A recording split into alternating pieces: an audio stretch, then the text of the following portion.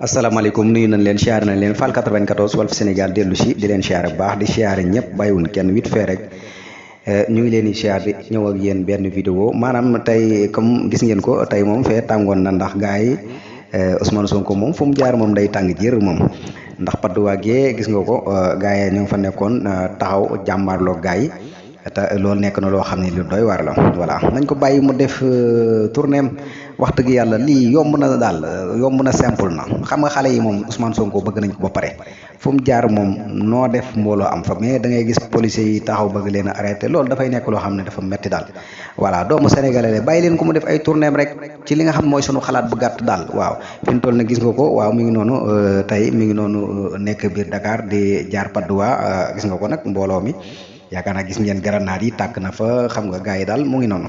voilà Ousmane Sonko moom wax dëgg yàlla nag xale yi xas nañ ko bëgg ba noppi nañ ko bàyyi rek mu doxal